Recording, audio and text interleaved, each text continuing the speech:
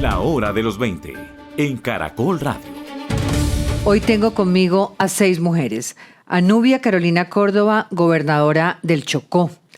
Tengo a Rafaela Cortés, gobernadora del Meta. A Dilian Francisca Toro, gobernadora del Valle del Cauca. A Lucinés García, gobernadora de Sucre. A Elvia Milena San Juan, gobernadora del Cesar. Adriana Matiz, gobernadora del Tolima. Ellas representan a uno de los personajes, de los 20 personajes de Hora 20 de Caracol Radio. Ese personaje es la mujer. ¿Y por qué? Porque por primera vez en Colombia, 6 mujeres manejan los destinos de 6 departamentos, sus intereses, sus necesidades, las de sus poblaciones. Además, departamentos que tienen un problema de violencia muy grande, como es el caso de Tolima, de Meta, de Valle, de Chocó. Se han enfrentado a los armados, se han enfrentado a las prevenciones, se han enfrentado a los hombres también. Y son mujeres líderes con las que queremos hablar un poco de lo que ha ocurrido. Les doy unos ejemplos. La gobernadora del Cesar es abanderada de la crisis de salud en su departamento. Le preguntaremos. En Sucre, una política de salud mental que es ejemplar. Todos los departamentos donde la mujer es protagonista tiene algo que decirle a Colombia. Así que yo voy a empezar por preguntarle a cada una de ellas algo que me inquieta, y es la formación, la educación que tuvieron. ¿Dónde la tuvieron? ¿La tuvieron en sus regiones? ¿Y qué de esa educación dirían que las hizo distintas, que las convirtió de alguna manera o sembró esa semilla del liderazgo en cada una de ellas? Porque no es automático. Creo que ¿se nace o se hace? No estoy tan segura, no las dirán ellas.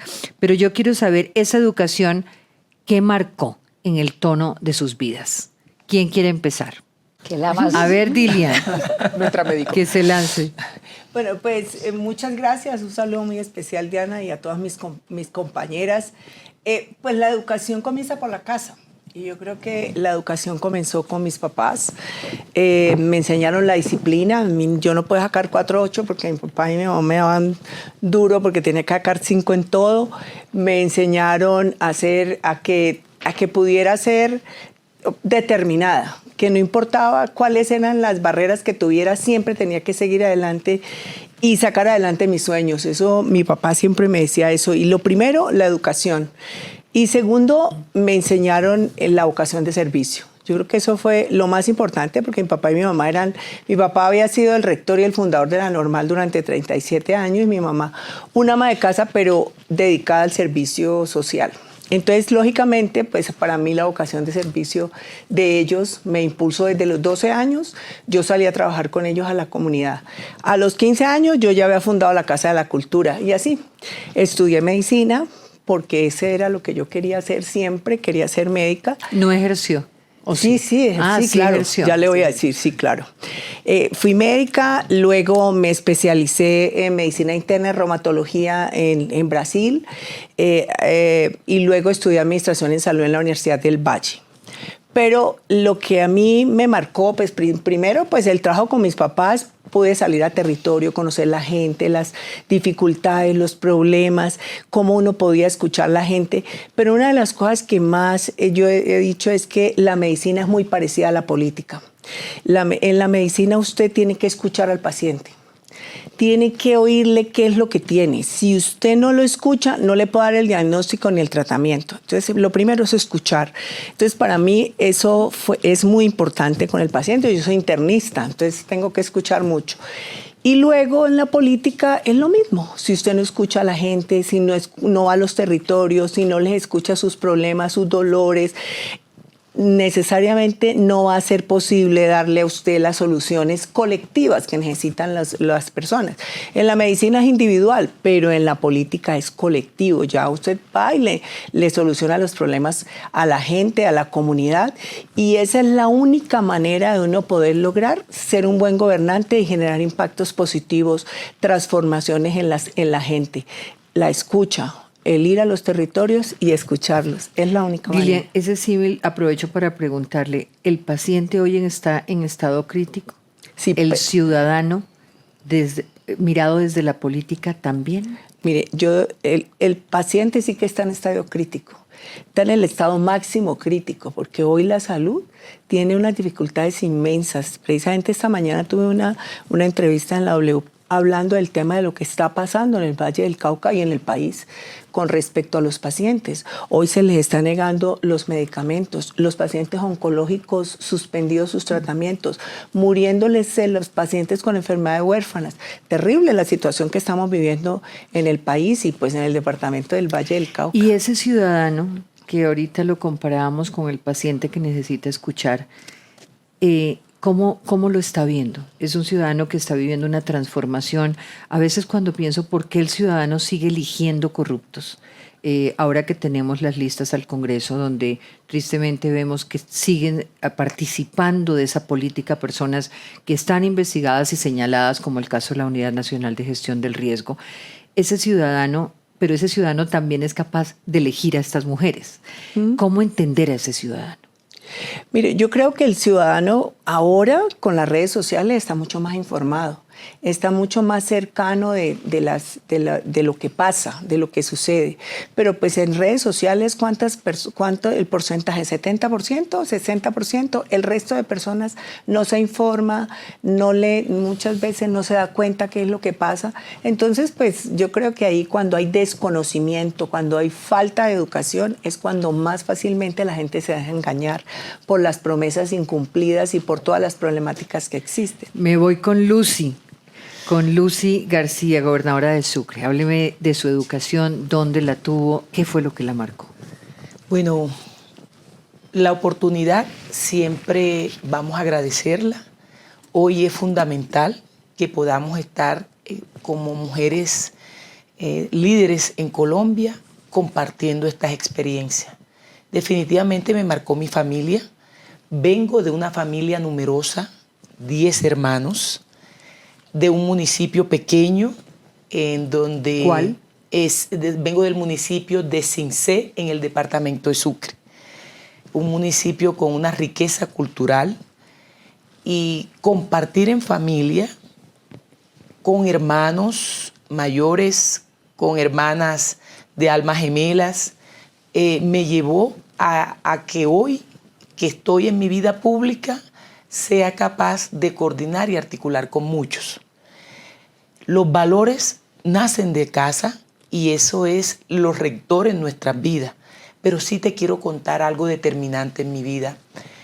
Cuando tenía por ahí algunos 11 años, estudiaba en la institución educativa de hermana franciscana Antonia Santo, de mi municipio de Cincé, y llegó una hermanita, la hermana Flor de Lis. He preguntado por su vida y sé que aún vive, que está en Antioquia, que ya tiene bastante mayor, y en un momento me designó que liderara, que fuera líder, en ese momento se llamaba Antena, del curso. Me entregó ese liderazgo a 11 años. Allí nació mi vida de liderar procesos comunitarios, eso marcó. Y me formé, soy bacterióloga, una profesión que Tengo otra médica en el grupo, increíble. Totalmente. Y si quiero compartir algo con Dilian es lo siguiente. El ser profesional de la salud te da a ti en la vida una capacidad de escucha y de diagnóstico. Y ser bacterióloga es una profesión que he amado porque con ello aprendí disciplina, organización. Para tú hacer unos exámenes de laboratorio hay fases. Atiendes al paciente, desarrollas los exámenes. Cuando estás en el microscopio, estás ejerciendo una visión. Acá es mínima, pero a lo que pusiste esa vista allí, la amplías. Y en eso he basado mi vida, en tener una visión amplia y dar resultados. Entonces tiene que ver mucho la formación con el desarrollo y es lo que he llevado en mi vida política. Que sea disciplinada, de coordinar con muchas personas y sobre todo también nos hacemos gracias a las personas y en mi municipio y en mi departamento de Sucre las mujeres son muy determinantes, aguerridas, Entonces ellas nos dan ese ejemplo de vida y eso nos va terminando a nosotros en el camino de formar. Una experiencia exquisita cuando inició la pandemia del COVID-19. Fui invitada a una reunión de departamento y terminé siendo la gerente articuladora del COVID. Inmediatamente corrí a formarme en una maestría en salud pública porque, bueno, ¿y qué era el COVID? ¿Qué sabíamos? Entonces recorrí a Sucre y conocí a Sucre desde el alma, porque en ese momento el COVID nos desnudó a todos y eso me dio las posibilidades de escuchar y de tomar decisiones en el momento correcto. Muy bien. Rafaela Cortés, gobernadora del Meta. Bueno, yo creo que retomo las palabras que decías en un comienzo. El líder se hace o nace. Yo creo que las dos cosas pueden ser. Y lo decía hace unos meses a los rectores de colegio, cómo un profesor puede infundir muchísimo en la formación de un niño, pero también liderazgo desde la misma casa, de los padres que te dejan ser con unos lineamientos, con una disciplina. La pasión. Desde muy pequeña, liderazgo. ¿Quién quiere hacer teatro? Alzo la mano. ¿Quién quiere cantar? No, Rafaela, tú no cantas, pero bueno, listo, quiero cantar. O sea, es desde muy chico, desde muy joven uno genera un liderazgo y un emprendimiento y una pasión. Yo creo que para gobernar hay que tener pasión. Y pues mi profesión, ser abogada, entender cómo funciona el Estado mismo, pero también entender que a partir de las leyes, porque ese es el país de las leyes, aquí todos los días hacemos leyes pero no las aplicamos, cómo logramos nosotros esa sensibilidad con la gente, poder implementar desde el mismo gobierno la cercanía, la escucha, la concertación. Yo creo que la formación de abogado me ha dado una capacidad enorme para gobernar, pero también el liderazgo desde muy pequeña, el querer estar muy cercana a la gente, el sentir lo que la gente siente, el mirar cómo uno desde allá, desde la vereda, desde la casita, desde lo más chiquito uno puede servir. No tiene que llegar solamente a ser gobernadora, porque pues aquí se tiene una responsabilidad mucho más grande, pero desde más allá, desde la casita, desde la vereda, desde la inspección misma, uno puede servir y ayudar, por supuesto, a construir país. Y mi formación académica, pues abogada especializada, ya con un magíster también, me ha permitido entender esta primera gobernadora abogada que hay en el departamento del Meta, y eso me genera pues una gran responsabilidad frente a todo el tema, cómo generamos nosotros frente a un gobierno unas estrategias para que la gente haya menos desigualdad, se cierren brechas. Y yo creo que lo más importante de un gobernante, y más cuando es mujer, creo que las mujeres tenemos eso, es la sensibilidad, el sentir, el saber lo que le pasa a la gente en las comunidades, cómo logramos nosotros llegar con unas políticas públicas claras y tranquilas para la gente. Así que yo creo que, y yo siempre hablo de una palabra en mi gobierno, pasión. Hay una palabra que se vuelve como oración de cliché. Uno quisiera tener más de 7 días a la semana y más de 24 horas al día para trabajar. Así que la entrega total, la pasión y el liderazgo y por supuesto generar muchísimo ejemplo para que más niñas en el departamento puedan verse en unos años futuras gobernadoras. Nubia Carolina Córdoba, Chocó.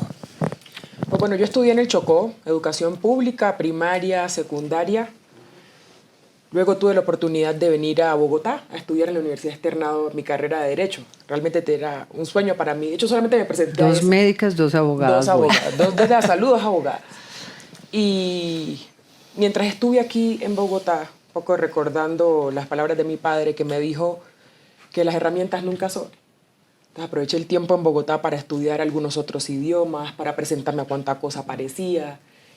Me gané una beca para estudiar en Georgetown. Luego hice la maestría en planificación territorial en la Universidad de Barcelona. Hice el intento por terminar el doctorado, pero la profesión ahora de gobernadora del Chocó no me lo ha permitido. Hace falta la tesis doctoral. ¿Qué le gustaría hacerla en qué? No, ya está. Solamente hace falta la tesis.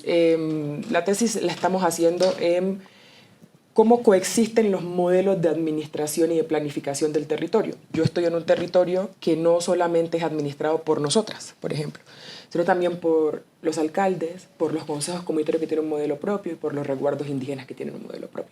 Normalmente esos esa modelos coexistencia, no dialogan, exacto, pero no dialogan. No dialogan. Y eso genera que perdamos espacios de aplicación de los recursos. Más allá de esa formación, pues coincido en que la familia y el legado es muy importante. Hay una característica en mi caso y es que yo soy una mujer negra del Pacífico. Así que uno en el Pacífico no es hijo de su mamá y su papá, es hijo de su comunidad. Y yo soy el resultado de mi comunidad, de las mujeres de mi comunidad, del ejemplo de la comunidad. Nacer en el Pacífico normalmente es nacer en comunidad y depender y crecer dentro de la comunidad. El padre de mi departamento, que se llamaba Diego Luis Córdoba, decía que por la educación se asciende a la libertad y por la ignorancia se desciende a la esclavitud. Y conecto un poco con lo que decía Dilian de qué le pasa hoy al ciudadano cuando justamente o no está informado o no lo desea, o peor, está desinformado, porque las redes sociales también han permitido una gran manipulación de la ciudadanía.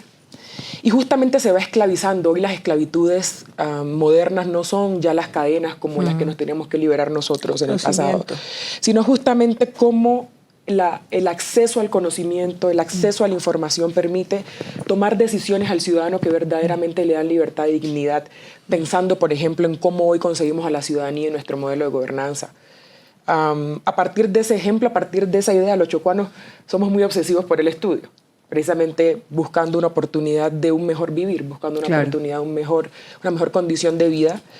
Pero yo sí creo, y lo pienso hacia atrás, que hoy soy gobernadora del Chocó no solamente por la oportunidad de la educación formal, sino por lo que vi en el entorno. Mi mamá quería que yo fuera médica como Dilian. Yo un día le dije, no señora, yo quiero ser abogada. ¿Y de dónde venía el tema de ser abogada? De ese sentimiento de justicia.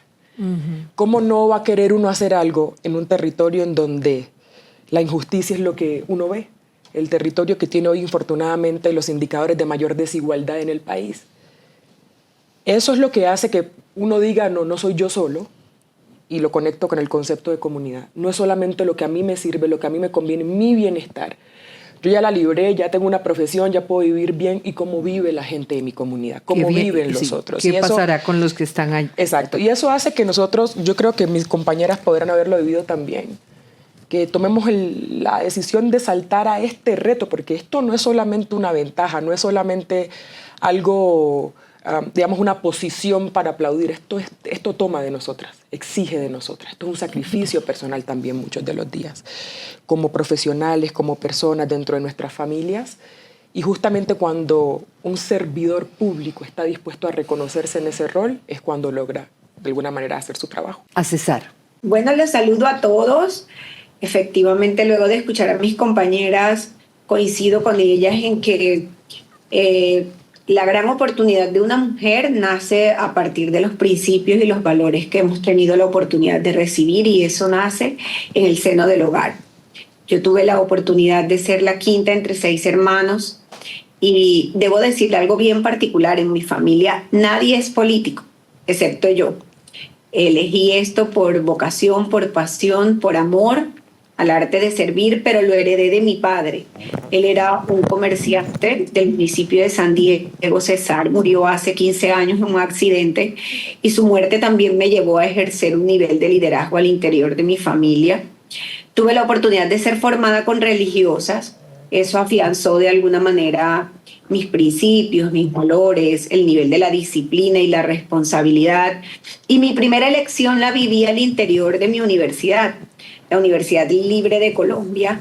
La gente en el Caribe, en algún momento, cuando no se habían desarrollado completamente espacios universitarios en nuestros departamentos, nos íbamos a la ciudad de Barranquilla, era lo más próximo para poder obtener títulos profesionales.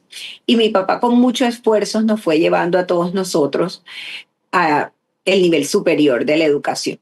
Él en alguna parte debió haber leído que en la vida el trabajo en equipo es indispensable y definitivo. Me lo inculcó, y es algo con lo que yo he caminado a lo largo del ejercicio de mi servicio público.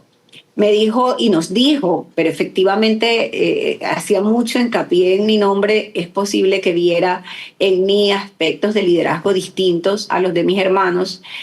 Y me decía cada tanto: Elvia Milena, si quieres llegar rápido, vete sola, pero si quieres llegar lejos, hazte acompañar. Y eso yo lo he atesorado en mi vida, y he entendido que estos procesos de servicio y de liderazgo solo se pueden hacer si somos capaces de entender la colectividad, si somos capaces de entender el trabajo entre todos, el que todos rememos ese barco hacia el mismo lado. Me formé como abogada, especialista hoy en contratación estatal y en gestión pública, y tuve la oportunidad de hacer mi maestría con la Universidad Externado de Colombia en gestión de desarrollo de gobierno. Eso claramente me ha permitido un proceso académico arraigado a la norma, a los lineamientos, a los estándares de lo que se puede y lo que no se puede hacer. Pero curiosamente, en el ejercicio de lo público he sido mucho más atrevida. Yo tengo, para referirnos a la crisis de salud, entendiendo lo que hace un momento la gobernadora Dilian decía y la gobernadora Lucy de Sucre, yo tengo una experiencia muy particular con los temas de salud. Bueno, fui alcaldesa de mi municipio en el periodo 2016-2019 y cuando hablaba con mis secretarios tomábamos decisiones casi que en la marcha. Esos gobiernos municipales son del día a día. Hoy puedo decir con claridad que el gobierno departamental permite una mayor planificación de los procesos. En el municipal usted va atendiendo lo que se va presentando, no quiere decir que en el departamental no se haga. Pero los proyectos macros en el departamento tienen la oportunidad de repensarse con un poco más de serenidad. Y yo recuerdo, para no salirme del contexto de salud al que me quería referir, que justo mi secretaria de salud cuando llegaba al despacho, llegaba con un sinnúmero de iniciativas, pero me decía que el lineamiento número 030 y el 018 y el 020 y el 057 y el 090 del Ministerio de Salud no lo permitía. Entonces yo le decía, bueno, cuando tengas que permite el Ministerio de Salud para atender las necesidades y las enfermedades de la gente, entonces hablamos. Ese fue el primer tropezón con mi secretaria de salud. En el segundo encuentro, la misma retórica, y ahí le dije, hagamos una cosa, sal del despacho, dejas los lineamientos allá en la sala y me traes aquí los problemas de la gente y vemos cómo los solucionamos. Esto para decirte, Diana, a ti, a toda la amable audiencia, que el arte de servir implica la necesidad de poder contar cómo tomaste una decisión aún en medio de una complejidad de normas, porque es claro que nuestro país es el país de las leyes, pero los problemas son los problemas de todos. Entonces, ese mismo nivel de liderazgo, de responsabilidad y de dinamismo me ha permitido impregnarle un sello a mi servicio público y es la determinación. Yo soy absolutamente determinada en mis procesos. Tomo decisiones y asumo además el peso de las consecuencias. Yo les digo a la gente, el juez, el magistrado, el fiscal tendrá que entender por qué lo hice. A mí me queda la tranquilidad de haberlo hecho porque necesitaba tomar una decisión. Entonces, para concluir la inquietud, efectivamente, mi formación, el liderazgo al interior de mi casa, la formación académica han sido los pilares para poder asumir 25 años de servicio al Estado. Empecé siendo inspectora de policía, pasé a trabajar en el Ministerio del Interior, en la Dependencia de Derechos Humanos. Me dio Dios y mi comunidad de San Diego la oportunidad de ser alcaldesa, también la primera elegida por voto popular. Pasé a ser asesora del despacho del gobierno departamental y me pasó como Lucy, que en la época de pandemia tuve la oportunidad de recorrer el departamento a lo largo y ancho y luego abrió Dios esta gran posibilidad de servirle a mi César, siendo la primera mujer gobernadora elegida popularmente. Adriana Matiz, gobernadora de Tolima, que espero que no esté Murillo, que me parece una sensación, pero me parece helado. Sí, un saludo muy especial para todas, muy contenta de estar compartiendo con mis compañeras este espacio, sin duda alguna. Bueno, yo tengo que decir, soy abogada, es decir, ya somos 4 abogadas aquí de las 6 gobernadoras. Soy abogada con especialización en Derecho Administrativo, Ciencias Constitucionales, Derecho Tributario y Aduanero. Hice también mi maestría en la Universidad Externado de Colombia, maestría en Gobierno Municipal, y he estado durante todo el ejercicio al servicio público. Yo inicié mi carrera profesional siendo profesional universitario en un concurso que me presenté de méritos a la Contraloría del Departamento del Tolima y después de estar ahí como profesional tuve la oportunidad de ir ascendiendo, entonces de profesional pasé a jefe de grupo, después a jefe de división, después a directora de responsabilidad fiscal y tomé una decisión arriesgada sin contar ni pertenecer a ningún partido político de ser contralora del municipio de Ibagué y fui contralora del municipio de Ibagué, gracias a Dios, y después de ser contralora del municipio de Ibagué ya estuve gerenciando un instituto descentralizado de acá de la ciudad, secretaria de Inclusión Social y también decidí lanzarme a la Cámara de Representantes, fui representante a la Cámara y después de todo ese largo recorrido y esa experiencia en el sector público, pues hoy soy gobernadora de los tolimenses después de 163 años de creado este departamento. Por primera vez una mujer entra a gobernar los destinos del Tolima.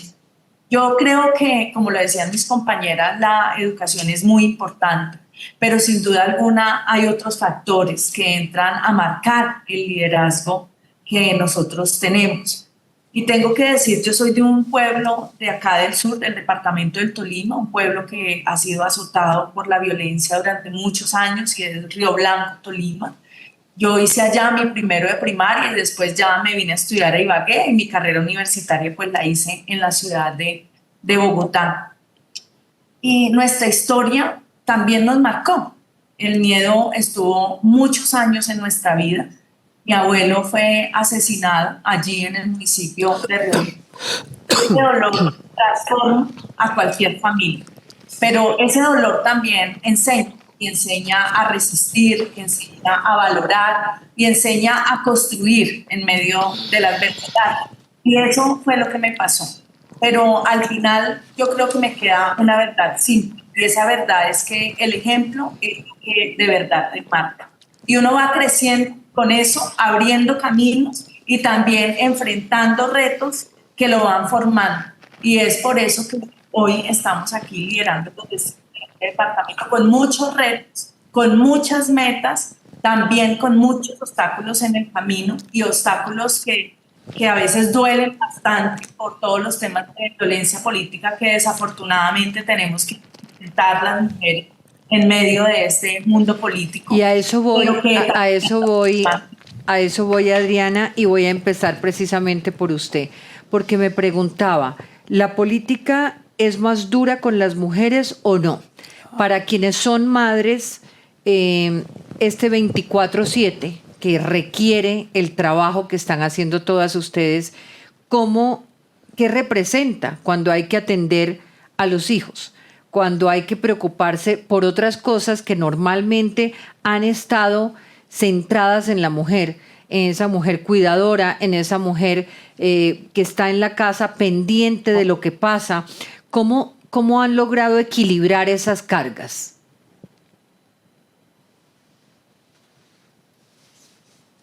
Bueno, no es fácil equilibrarlo, pero creo que las mujeres nos hemos vuelto expertas en poder equilibrar. Nosotras sacamos tiempo para gobernar, pero también sacamos tiempo para ser madres, para ser novias, otras esposas, pero sacamos tiempo para absolutamente todo. Ya me di cuenta. Tiene novio, sí, tiene novio, cayó. Nos dimos cuenta aquí, Magali. Pero Muy bien. Tengo que decir, mira, estar en el mundo político es muy difícil y la violencia política que hoy vivimos las mujeres... ¿La ejerce el hombre o la ejerce el hombre o el entorno en general?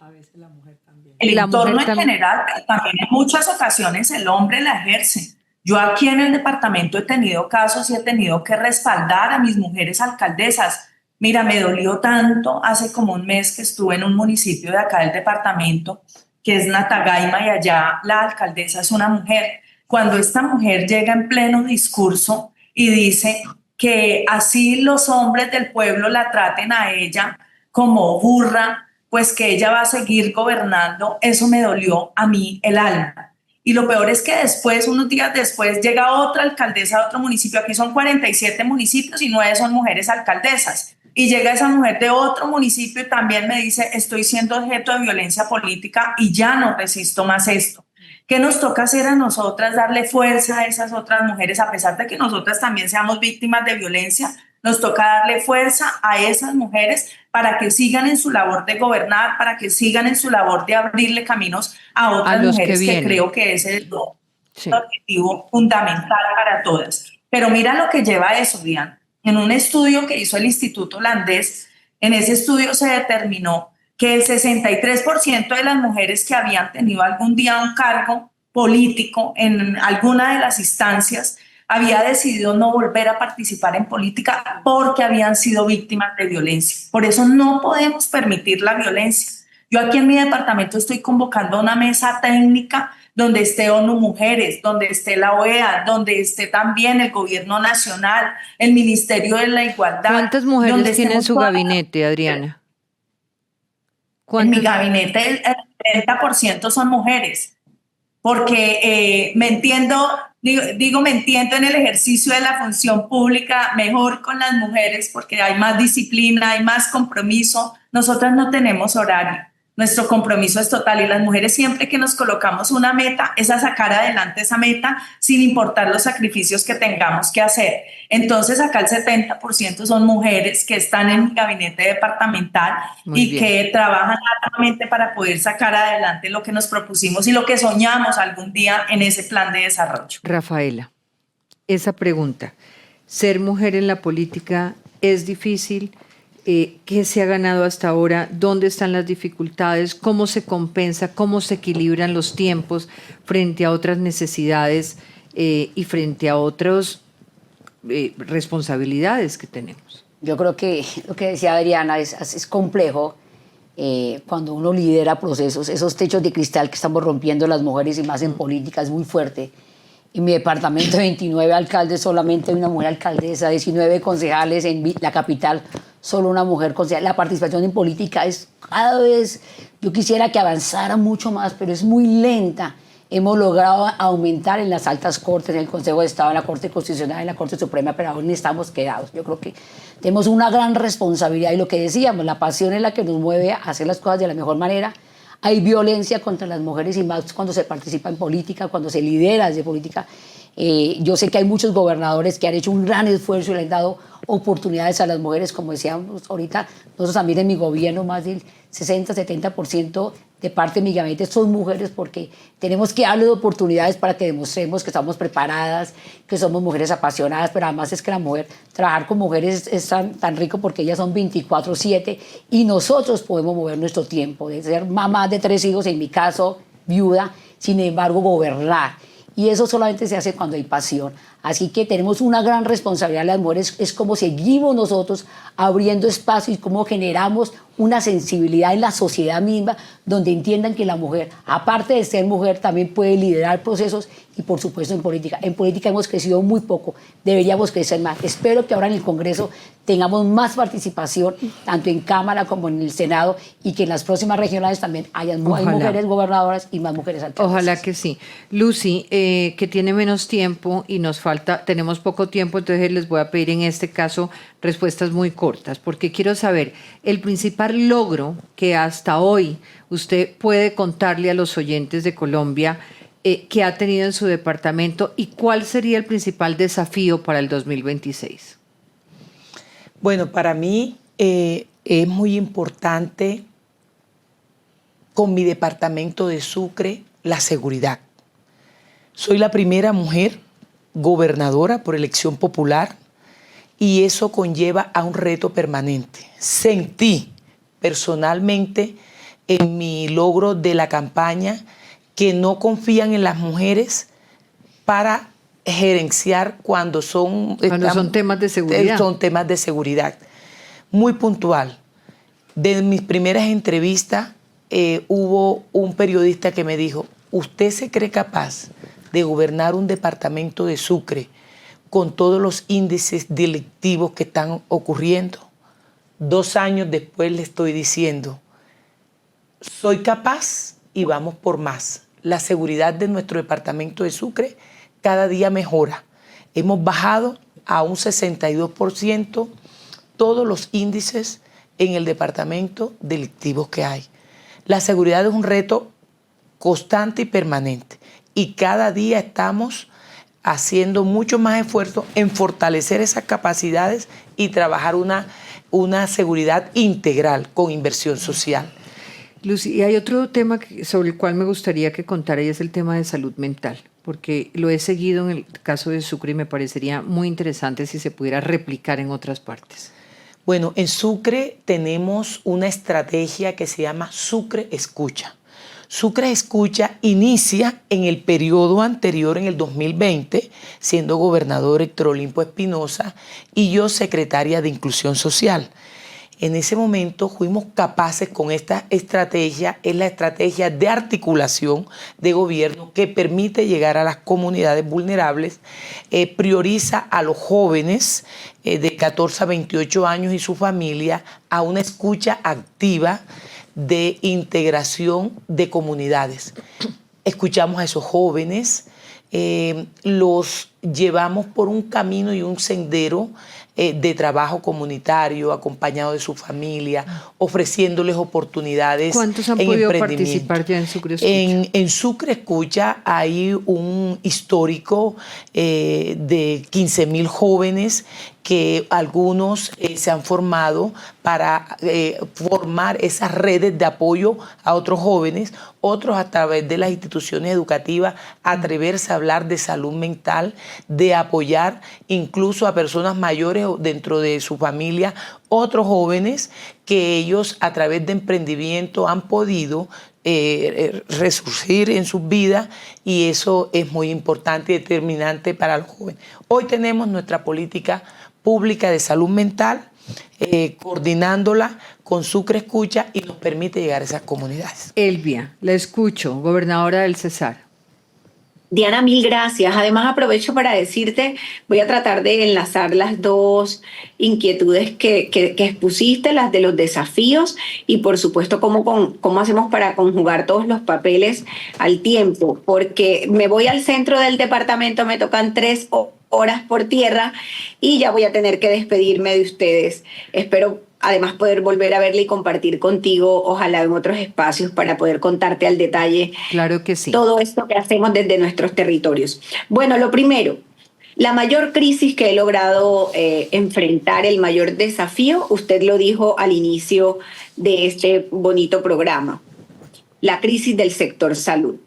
Yo he tenido que reconocer que el sector privado de mi departamento, y estoy segura que de todo el país, ha sido el gran ayudador del tiempo más complejo de la humanidad, que fue el tiempo de la pandemia. Por eso, desde entonces, tanto valor al sector médico, al sector de la salud en nuestros territorios. Sigo entonces con la gobernadora del Chocó, Nubia. ¿Cuál ha sido ese gran logro y el principal desafío para el año que viene? Bueno, el principal logro hasta este momento yo creo que ha sido una transformación en la narrativa del departamento del Chocó hacia Colombia y bueno, yo espero que también hacia el mundo. Yo nunca he estado de acuerdo, realmente no lo tolero, que el departamento sea solamente reducido al estigma de la pobreza, de la desigualdad, de la corrupción, de la violencia. Son conceptos que no permiten que un territorio se desarrolle y por lo tanto tampoco su gente. Así que durante este tiempo yo creo que lo vamos consiguiendo, hemos cambiado esa narrativa en torno a poder presentar. El Chocó es la representación de la belleza y la magia, es la selva de 2 mares. Es el punto geoestratégico, uno de los puntos geoestratégicos de mayor importancia de este país. No tiene por qué estar relegado a esas condiciones de subdesarrollo que vienen precisamente de esa visión centralista del país, que solamente invierte en algunos puntos y lo decide, y lo dice a dedo. Aquí sí van carreteras 5G. Aquí, en cambio, no tienen derecho a tener ni siquiera una vía digna en donde se mueren 200 personas cada vez por el solo hecho de transitar. Y eso tiene que ver con el desarrollo y tiene que ver con reconocer que no tenemos por qué definir desde una visión del centro qué son capaces de ser nuestros territorios y nuestros ciudadanos. Esa transformación de la narrativa yo creo que es nuestro principal logro hasta este momento, pero también algo que yo creo que mis compañeras entenderán y es la organización de la casa. Y una mujer se preocupa por ver cómo administrativamente es eficiente su administración. En un departamento como el mío, en donde la gente depende fundamentalmente de lo público, donde el sector privado por causa de la violencia no ha podido tener el énfasis que debería tener, pues justamente esa dependencia de lo público hace que para garantizar que la gente pueda servirse del servicio público, pues tengamos una mayor eficiencia.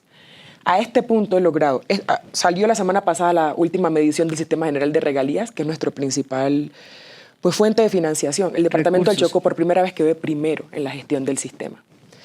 He logrado empezar a pagar la deuda pública. Debemos de hace 20 años como 47.000 millones. ¿Por qué no lo pagas? Porque apenas tenemos 60.000 al año. O sea, con eso funcionamos. Y ya logramos un acuerdo de reestructuración de pasivos. Ya logramos pagar una liquidación de la lotería vieja que le debe plata a la gente hace otros 15 años. Y son deudas. Y la gente a veces solamente ve las obras de cemento. Pero organizar la casa, hacer que la administración sea eficiente, organizar las finanzas, permitir que esa eficiencia dé más oportunidad para que justamente la gestión pública mejore y tengamos más recursos para la gente, eso también es un sello que yo creo que la mayoría de mis compañeras tiene como sello institucional. Finalmente, ¿qué desafíos tenemos nosotros? Pues el desafío más grande es lo que yo he denominado la construcción de la paz mediante los medios que hagan que la paz sea duradera. ¿Y esos medios cuáles son? Primero, la infraestructura para el desarrollo. Porque yo me preguntaba, ¿ustedes se acuerdan la cantidad de institucionalidad que se ha inventado o que se ha planteado para salvar al Chocó y al Pacífico? Yo me pregunto por qué no funciona. No, bueno, lo que pasa es que es muy complicado esta idea que tenemos a veces en el país de que la paz es un concepto abstracto. Entonces solamente sirve si es total, si es completa, si es no. La paz, para que se pueda al menos ser duradera y ser permanente, implica que el ciudadano tenga condiciones para permanecer en paz. En el departamento del Chocó, por ejemplo, el sector económico que predomina son las economías ilegales. No puede ser que nuestros muchachos, en un lugar donde tenemos 34% de desempleo juvenil en el país, en la 34% de desempleo juvenil, pues ¿qué más se van a dedicar a hacer los pelados? Obviamente están más supeditados al reclutamiento forzado, al uso por parte de las bandas, de los grupos que hacen presencia. ¿Y por qué están los grupos en el Pacífico? No es porque les guste estar en la selva.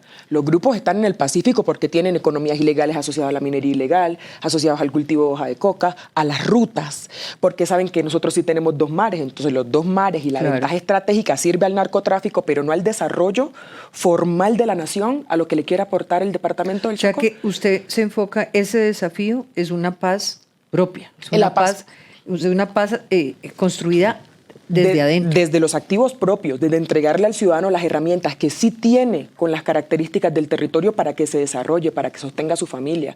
Hoy, por ejemplo, hacen falta obras de infraestructura para el desarrollo que son obviamente la social, hospitales, escuelas, no las hay, pero tampoco hay vías, puertos, infraestructura importante para aprovechar los activos propios del Chocó. Yo creo que en la medida en que consigamos nosotros redirigir inversiones nuestras, que nuestra capacidad es poco, pero ahí vamos, y por supuesto reenfocar la manera como la nación también invierte en sus territorios a lo largo y ancho de toda la nación, pues justamente eso le da medios a la ciudadanía para poder construir una paz propia.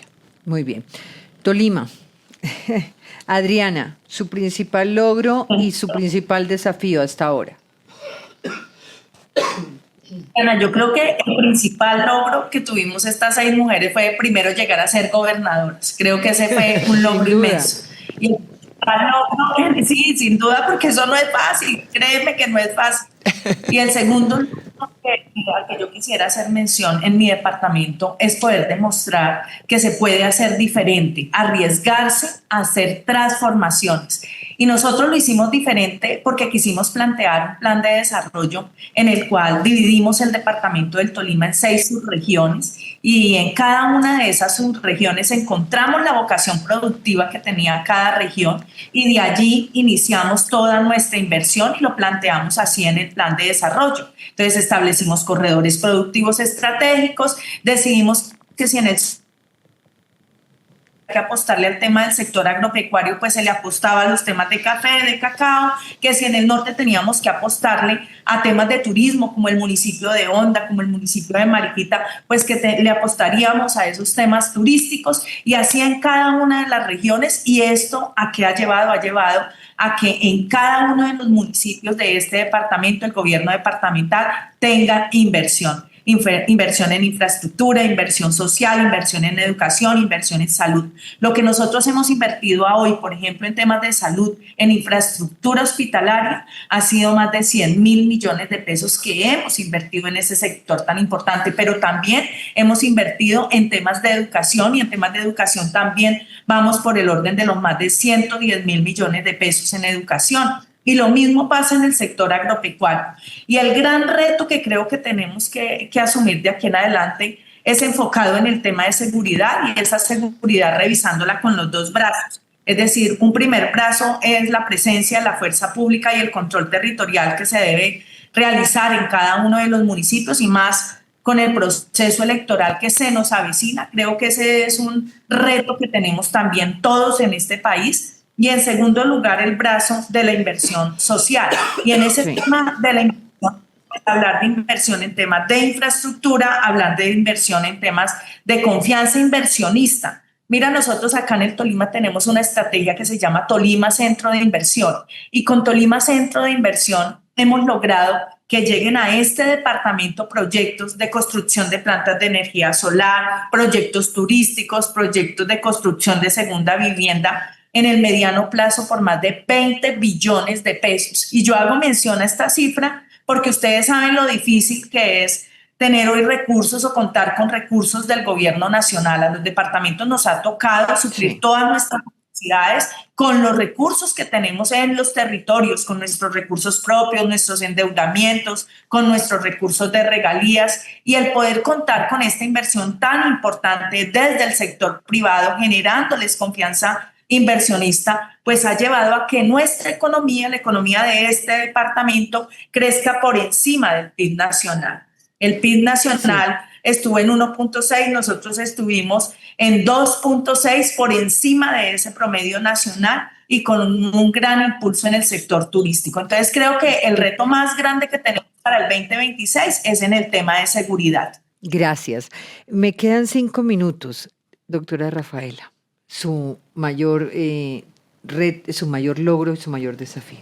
Yo hablo muy rápido, así que voy a ser concreta. Yo creo que empezar a entender que el departamento ya no va a ser el mayor productor de hidrocarburos del país, hacer la transición y entender que el Meta, que es el hermano mayor de la Amazonía de 7 departamentos, tiene que liderar. Esta es la última frontera agrícola. Aquí estamos recibiendo gente de Antioquia, gente del Valle, gente de todo el país, gente de afuera que está llegando a la Amazonía. Entre Meta y el centro se mueve prácticamente el mayor porcentaje de alimentos de Colombia. Claro, 15.500.000 hectáreas tiene la Orinoquía para desarrollar en agroindustria. ¿Y cómo logramos hacer la transición para que el departamento tenga esa ruta? Hoy ya tenemos avanzado para la prefactibilidad del Aeropuerto Internacional de Carga y Pasajeros. Hemos avanzado con la Financiera de Desarrollo, agua para Villavicencio para más de 600.000 personas. Hemos avanzado en conectividad, en vías, y el Hospital Departamental de Villavicencio atiende 7 departamentos. O sea, tengo yo no solamente la responsabilidad de un departamento, sino de ser la hermana mayor y la ganadora de 7 departamentos de la región. Así que las grandes inversiones que estamos haciendo, estamos a 90 kilómetros de Bogotá. La conectividad es primordial, por eso aprovecho el llamado a que nos acompañen en el mejoramiento de la vía Bogotá-Amazonía, porque la conectividad es la arteria principal de esta gran región. Y la de que Bogotá Meta, que usted ha tenido la oportunidad aquí en Hora 20, incluso en varios programas, de hablar de la importancia de terminar esto. Por supuesto, pero además hay una vía que nosotros con Dilia lo hablamos ahorita en enero, que es la vía Orinoquía hacia el Pacífico. Viene Puerto Carreño, Bichada, Villavicencio, Uribe, Meseta, Papamene, Huila, Colombia, Tolima, Valle del Cauca, el Pacífico. Esa vía generaría que toda esa economía de esas millones de hectáreas pudiera salir por esa otra vía. Así que tenemos una gran responsabilidad y estamos haciendo la transición, por supuesto, para generar todas las condiciones para que la gente siga invirtiendo, no solamente en el departamento de Meta, sino en esta región. Gracias, Rafaela. Dilian. Ya está en fase 2 esa vía. Bueno, mi mayor logro creo que ha sido, bueno, cuando mi primera gobernación fue arreglar la casa también, que fue algo muy difícil, pero que ahora ya está distinta. Mi mayor logro es poder compaginar el crecimiento económico con el bienestar. Y yo creo que ahí ha sido donde yo más he invertido mi esfuerzo y mi trabajo. Puedo decirle lo siguiente, nosotros hacemos un tipo de modelo de gestión de gobernanza colaborativa donde trabajamos con el sector privado, pues el sector público, la academia, las organizaciones sociales. Entonces, no hay mejor inversión social que el empleo. Entonces, para nosotros, fundamental el empleo digno. Entonces, nosotros trabajamos con el sector privado en esos procesos de poder generar empleo. Ellos generan empleo, pero también tienen que apoyar al Estado a que generemos empleo, sobre todo el empleo de jóvenes, que es fundamental y sobre todo después del estallido social, después de todo esto que ha pasado, pues para nosotros primordial el empleo de jóvenes. Entonces trabajamos en unos proyectos que se llama Valle Emplea, donde nosotros damos la educación, pero ellos ponen también el trabajo de poder lograr captarlo desde sus empresas y lo venimos haciendo súper bien con ProPacífico y con las empresas privadas. Con la academia, por ejemplo, logramos hacer un multicampus virtual, Digicampus, para que pudiera llegar la educación superior hasta los rincones más apartados del departamento, porque como dice, si yo estoy en el sector rural es muy difícil salir a estudiar universidad. Entonces, estamos haciendo ese proceso con ellos, con la universidad, ya tenemos 5.000 estudiantes estudiando, la mayoría con becas completas y otros con el 50% de becas que la gobernación pues también subsidia junto con las universidades. Trabajamos en procesos, por ejemplo, de emprendimiento para los jóvenes, emprendimiento pues para mujeres también, pero para jóvenes. Estamos muy dedicados en el tema de jóvenes. Ya llevamos 6.000 emprendimientos para jóvenes. Y estamos trabajando en un proyecto de infraestructura muy grande. Como decía Adriana, pues no nos apoyó el gobierno nacional, pero nosotros de nuestros propios recursos, de nuestro propio trabajo y esfuerzo, hemos logrado hacer una inversión muy grande en el tema de infraestructura, no solamente vías, sino también infraestructura social, del conocimiento en educación, en salud, en escenarios deportivos, que eso nos ha, por supuesto, aumentado el empleo. Entonces, y hemos logrado hacer un modelo de gestión de resultados y nosotros priorizamos cada peso, lo priorizamos donde realmente lo tenemos que invertir, en los indicadores donde tenemos problemas. Y hoy hemos bajado, y ese es mi mayor logro, hemos bajado la pobreza multidimensional desde el 15.8 al 6.2. Eso quiere decir que hemos sacado 400.000 personas de la pobreza. Entonces, ese es el logro que yo creo más importante que he tenido, más que todo lo que hemos hecho. Ese es el logro que he podido ver. Podemos ver 400.000 familias comiéndose su sancochito caliente y pudiendo haber salido de la pobreza. Y mi mayor reto creo que es la seguridad, por supuesto. Ese sí es el mayor reto, la inseguridad que vivimos en el departamento, volver a tener, pues estamos trabajando muy duro en el control territorial, estamos haciendo 3 batallones, uno en el batallón de alta montaña de Jamundí, que va a ser muy importante porque se le va a cortar el paso desde Cauca hasta el Naya y eso pues va a ser fundamental, y también el poder lograr cerrar 14 minas en el Naya que tenemos, que nos generan toda esta ola de violencia que está viviendo en el valle. Pues estas son las 6 mujeres que representan a este personaje maravilloso que es la mujer. Verlas caminando juntas es realmente poderoso, como ocurrió en Washington. Ahora hay una 7ª, que es Magdalena, con quien tendremos después tiempo para hablar. Bueno, los dejo entonces con sus palabras, con las palabras de ella. Gracias. La hora de los 20 en Caracol Radio.